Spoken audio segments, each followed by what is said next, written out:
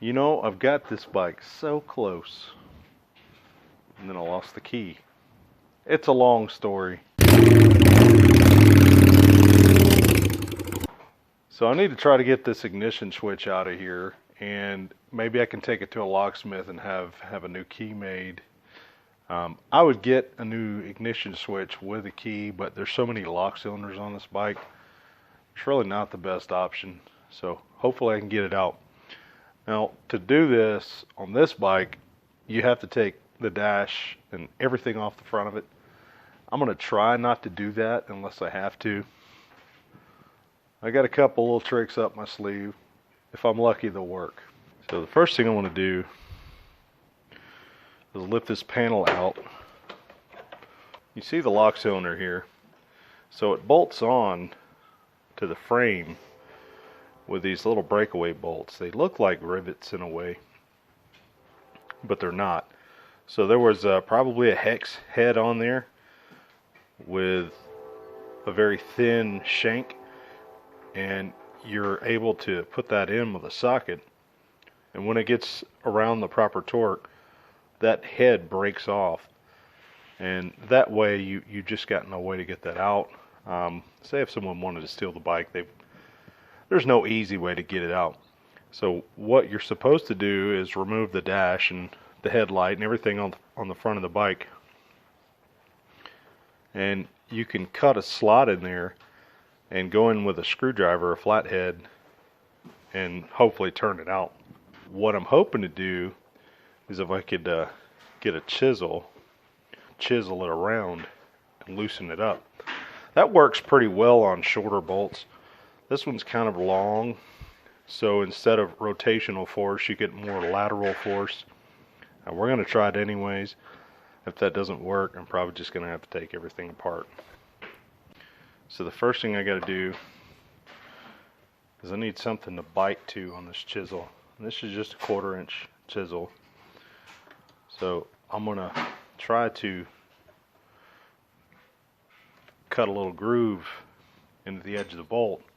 And we're going to try to do this without smashing the dash.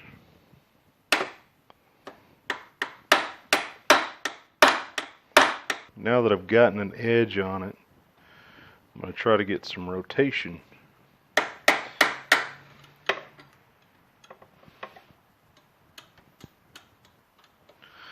I'll knock my edge off. Well, I'm probably just going to have to take the bike apart. So I went ahead and brought this outside. I'm not going to be able to do this without removing some parts off the front. So what I got to do now is see what I got to do to get all this stuff off the front, or at least enough to get to what I need to get to. One problem is this right side compartment. You got to have the key to get in there, and I think you got to take it off. That's what we're missing. So I got to figure out how to get in that. So I'm going to take a quick gander at this. There's probably some videos on YouTube that would tell me what I need to know, which I may resort to that. So I see a few different fasteners, but all this is plastic, and it's what, a 1988, so it's kind of old plastic. I'm probably going to do a little research before I break anything. Let's get the left compartment out at least, and I'll have to figure out a way to get the right compartment out, because we need the key that we don't have. So this is an interesting situation. But I know a few things about getting into locks, except for that one. This handlebar cover's got this weird knob on it. Not a whole lot of slack on the harness that goes to it, so I don't know how to get that apart. But maybe I can just work around it.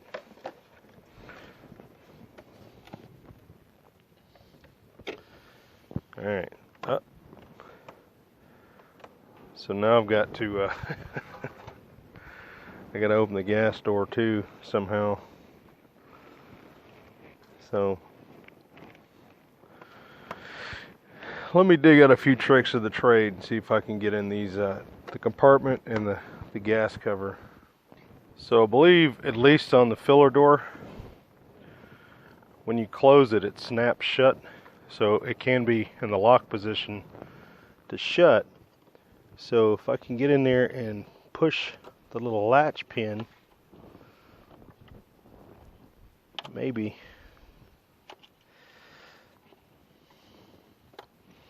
I can get it open. There's that one. Now for this one looks like you gotta turn it to you have to turn it to shut it and then lock it. This one's gonna be a little harder. So let's just try to get this panel out of here without doing all of that.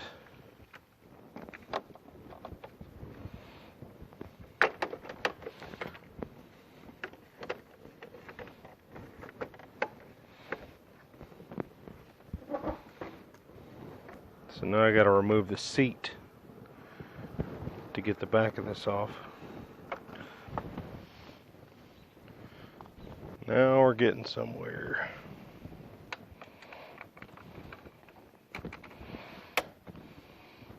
Alright. So the radio, I thought I'd have problems with the electrical connectors, but instead having problems with the antenna wire. There we go. Bada bing. Don't have a clue. Don't have a clue. Alright, I went and educated myself on how to do this. So the key is, so if I get the mirrors off, then that does expose a lot of fasteners. And I should be able to at least get the dash off. I'm going to take the windshield off too. And hopefully if I do that, I can get to what I need to get to. The biggest problem that worries me, these mirrors do turn forward and backwards, but they're pretty old and brittle. So I'm worried about breaking them. So I'm going to try to turn them. If you can turn them, if I tilt it back, I can get to 2 of the screws. And then if I tilt it forward, I can get to the last one. There's 3 of them there. So we try to get in here to these screws. Move it down, forward.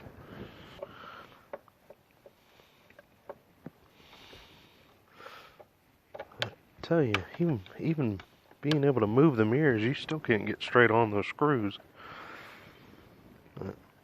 I can bite into them enough that I can drop them. It's off anyway, so obviously I gotta do the other side the same way.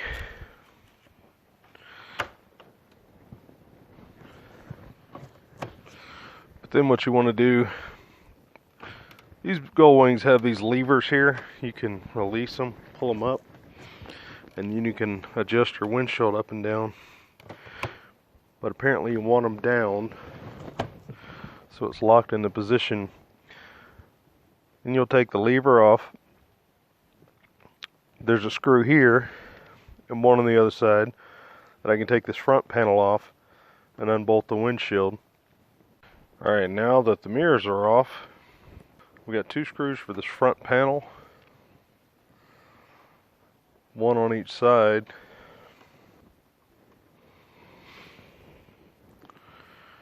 You're supposed to be able to, there we go, pop it from each side, and then right in here it just hooks in.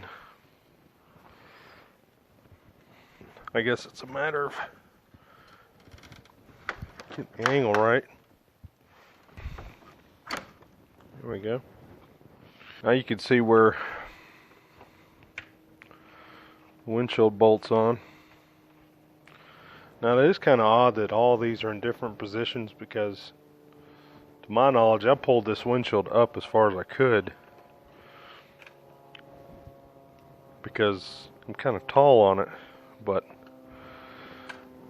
I don't know what's up with these bolts being in different positions. Oh, I see.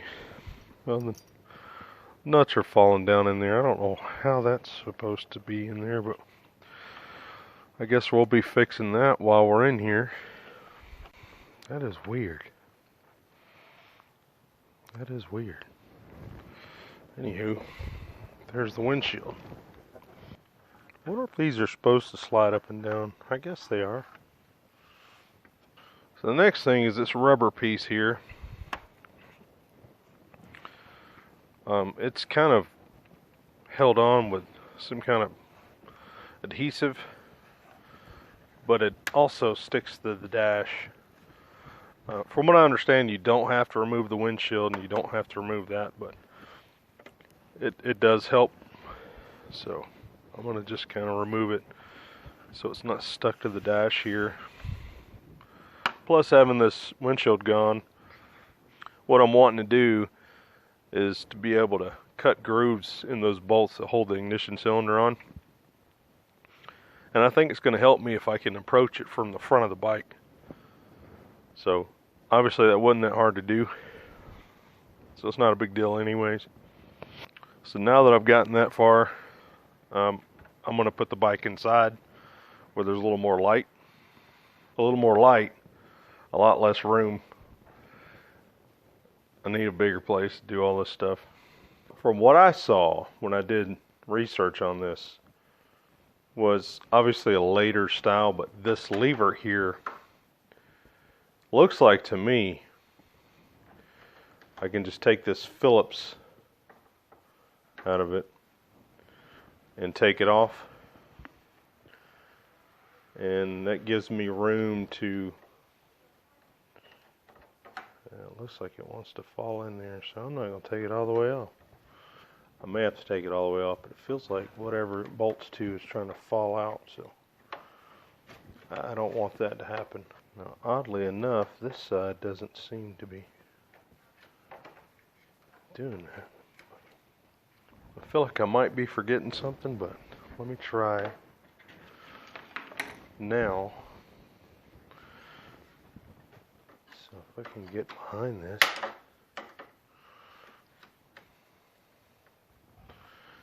Separate. Yeah, okay. I can do the other side the same way. I just have to slip it out of this. There we go. So now my problem is going to be trying to get it off of the vent, and this is also in the way. I don't have a key, so I'm going to try to work around it.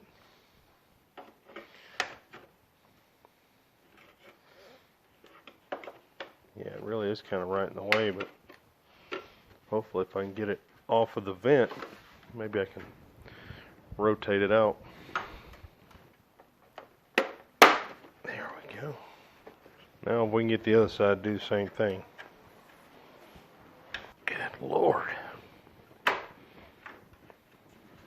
Well, I tell you, working with, what, 30-something-year-old brittle plastic doesn't make you nervous. There we go. Whew. So the vent stayed. I've worked the dash around the vent. Whatever. Now what I want to do is get this cluster out of here. A lot of cobwebs in this thing, so this is probably a good time to get in here and do some cleaning.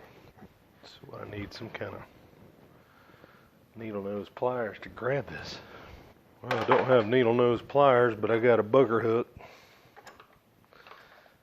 Now I may not have everything I need to do this here, and that's just the nature of the beast. I have tools in storage, I have tools at work, and I have tools here. I have far less tools here than I have in storage and in work. But I've talked about the fact that I'm looking for another job, and I don't know what I want to do yet. I've got a few offers, but what I would like to do is something that doesn't require tools, and that would allow me to bring everything home, because without it I'm never going to have everything I need, having to move tools back and forth every time I got to work on something. You bring what you think you need, and you still don't have everything you need. So I've got a couple of connectors here and a speedometer cable. So if I can get these connectors apart, old plastic connectors are always fun too. They somehow, especially if they get hot, they way I like to think about it is they create some kind of glue out of nowhere. And man, they get stuck. Well, when they get stuck, they get nearly impossible to disconnect. Man. Golly. Well, maybe if I get the speedometer cable out, I can lay the cluster over there. So I'm going to have to work by feel. Most of these, the casing has a big nut on the end of it. You turn and it'll come loose from the cluster. Now, speaking of finding a job that I don't need tools and bringing everything home, alternatively, I'd like to find a shop that I could rent cheap, just for my own personal use, just so I have more room. Well, I'm not going to bother with trying to undo the electrical connectors. Hopefully I have enough slack here that I can lay it up here. And now I have pretty good access, more than I had, to this ignition switch. Let me bring the camera around and I'll show you what I'm going to do tomorrow. We have one bolt here. You can see where I was using the chisel on it. Focus. There's one on the other side. I may not put those back in. I may put in just regular hex bolts, and hope that anyone that watches this video isn't out to steal this bike. I doubt you are, and you know, I will say that you'd have to cross me to do that. Does that sound rude? But I'm going to go in here and cut slots in the heads of those bolts. And then hopefully I can go in there with something, hopefully just a flat head. Maybe they're not that tight. And then I can just turn those out and remove this lock cylinder. And then we'll send it off to a locksmith, and hopefully, without costing a fortune, I can have a key made. And then we got to put it all back together, because it's looking pretty ugly. Now, hopefully I can do that without removing the rest of the front end.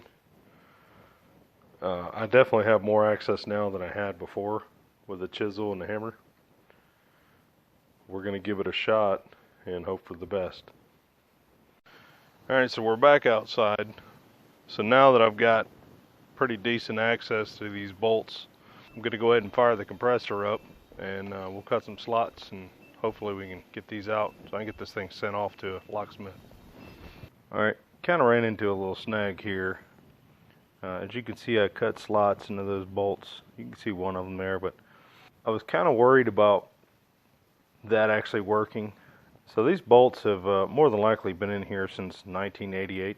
Not only that, but you know, with the access to them and using a screwdriver, you can't put a whole lot of torque on those.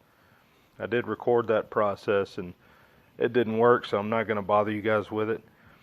Now, like I said before, I've encountered these breakaway bolts before on other applications, and there are other ways to get them out as well. If you have a welder handy, which I kind of do, you could weld a nut to the face of that and then take them out with a nut. So I'm going to give that a shot. What I have here is my old $100 90 amp flux core, just an old cheapo Harbor Freight wire feed welder. Now I will say I've built a lot of stuff with this thing, so it'll work. I run MIG quite often at work, and so on this it's very similar, but I'm a little rusty, but I think we can make this work, so I'm going to give that a shot. So we got a lot of flammable things in here, not really flammable, but things that, you know, can melt and catch on fire. And we also have a fuel tank pretty close and some carburetors. So I've wet these mats here, and I do want to try to stuff these down and try to protect what I can. These are wet, so hopefully that would extinguish any kind of little sparks that may fall in there. A lot of people don't know this, but these flux core welders, this nozzle really doesn't do anything for you. Is the thread off?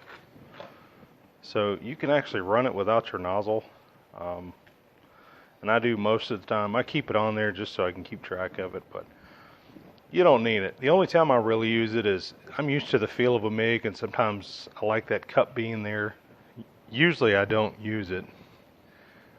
So if you're wondering why I'm doing this, it's a flux core. There's no shielding gas. There's no reason for that nozzle.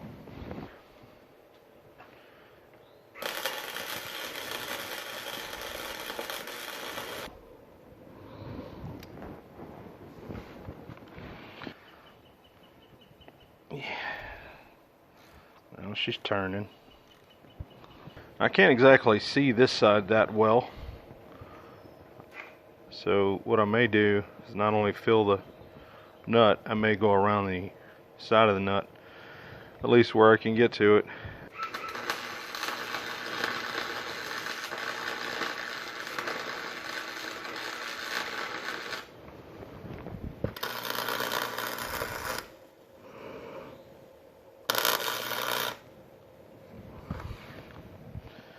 Hopefully that's got me on there pretty well, and hopefully the socket will fit on the nut. So we'll let that cool off and see if we can get that one turned out.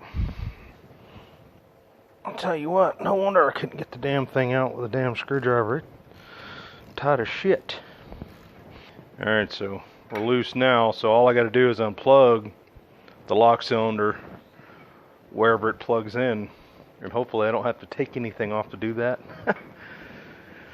I guess if I do, I will, but man, we've come this far. I sure would like to be able to unplug this and not take anything off the bike. Now that we've come that far, it's become evident that working on Goldwings, as far as we've come getting those stupid bolts out of there, apparently we're nowhere near done, because there's more panels that we have to take off to unplug it. More 80s plastic panels. Maybe if I can just move this enough to figure out where this lock cylinder harness goes to, somewhere in this area it seems like. But if you came to this video to figure out how to unplug the thing, I think you're at the wrong video. So I'm going to call it there. I'll go ahead and get this out, whatever I got to do. And then I'll get that sent off and we'll have a key made. So I don't know what the next video is going to be about. Maybe putting this back together. Maybe working on the old Gl1500 that I need to get done. Who knows? So thanks for watching. Take it easy.